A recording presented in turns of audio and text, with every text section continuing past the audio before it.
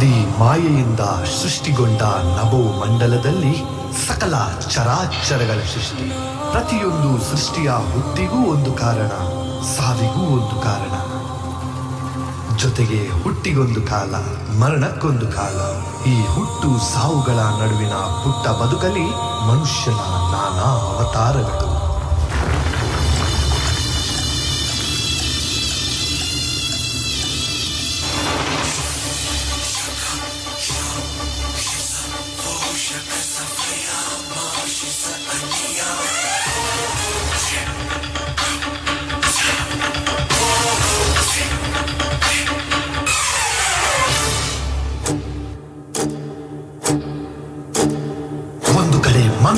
ಮನುಷ್ಯನ ರಕ್ತ ಬಸಿಯುವ, ಮನುಷ್ಯ ರಕ್ತದಿಂದ ತನ್ನ ಮೈಗೆ ನೆತ್ತರ ತರ್ಪಣಗೈವ ನರ ಹಂತಕ.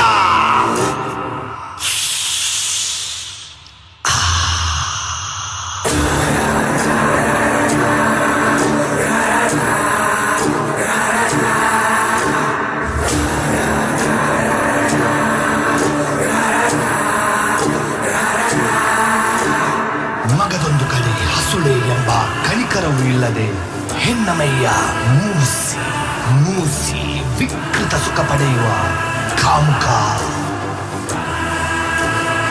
9 ತಿಂಗಳು ತನ್ನ ಗರ್ಭದಲ್ಲಿರಿಸಿಕೊಂಡು ನೋವನುಂಗಿ ನೀ ಒದ್ದಾಗಲು ಖುಷಿಪಟ್ಟು ತನ್ನ ದೇಹದ ಮೂಳೆಗಳು ಪುಡಿ ಪುಡಿಯಾಗುವಷ್ಟು ನೋವಿದ್ದರೂ ತನ್ನ ರಕ್ತವ ಬಸೆದು ಜನ್ಮ ನೀಡಿದ ತಾಯಿಯನ್ನೇ ಸುಡು ಬಿಸಿಲ ನಡುವೆ ದರದರನೆ ಎಳೆದು ಆಶ್ರಮ ಗಟ್ಟುವ ಪಾಪಿ ಮಕ್ಕಳು.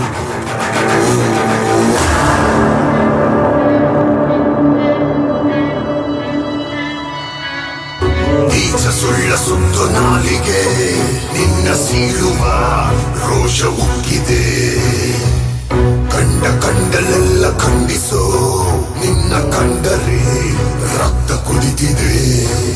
ಸುಳ್ಳೊಂದು ಬೂದಿಯಲ್ಲಿ ಮುಚ್ಚಿರುವ ಕೆಂಡದಂತೆ ಎಲ್ಲ ಹತ್ತಿ ಉರಿದ ಮೇಲೂ ಹೊಗೆಯಾಗೋ ಆಸೆಯಂತೆ ಹದ್ದು ಮೀರಿ ಮಾತಾಡೋ ಮನುಜನಲ್ಲಿ ಮನಸ್ಸಿಲ್ಲ. ಸೆರೆಗೆ ಸಿಕ್ಕಾಗ ನಿನ್ನ ನೆರಳ ಉಳಿಸೋಲ್ಲ.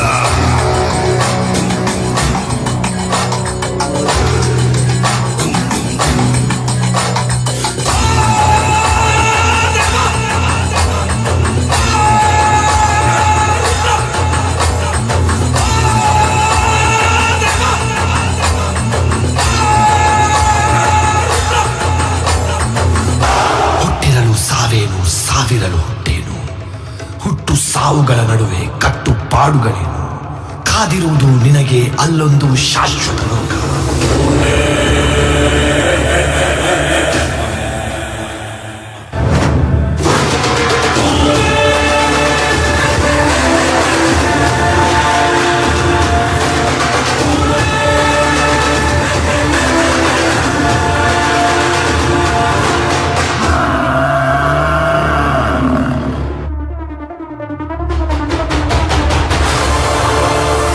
ಉಗ್ರಂ ವೀರಂ ಮಹಾವಿಷ್ಣುಂ ಜ್ವಲಂತಂ ಸರ್ವತೋಮುಖಂ ನರಸಿಂಹಂ ಭೀಷ್ಮಂ ಭದ್ರಂ ಮೃತ್ಯುಂ ನಮಾಮ್ಯಹಂ ಮೃತ್ಯುಂ ನಮಾಮ್ಯಹಂ.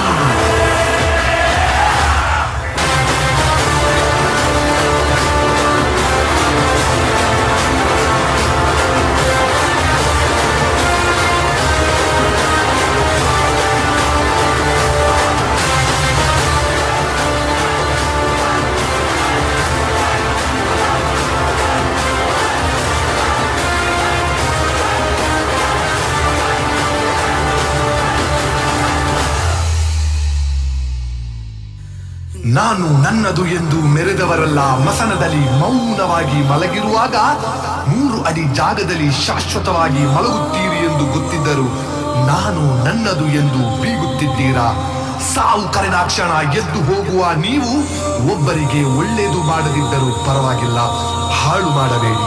ಪಾಪವೋ ಪುಣ್ಯವೋ ಧರ್ಮವೋ ಅಧರ್ಮವೋ ನ್ಯಾಯವೋ ಅನ್ಯಾಯವೋ ಸ್ವರ್ಗವೋ ನರಕವೋ ನೀವೇ ಯೋಚಿಸಿ. ಆದ್ರೆ ಒಂದು ನೆನಪಿಡಿ, ಉಸಿರಿದ್ದಾಗ ಹೆಸರಲ್ಲ, ಉಸಿರು ನಿಂತ ಮೇಲಿರುವುದೇ ನಿಜವಾದ ಹೆಸರು.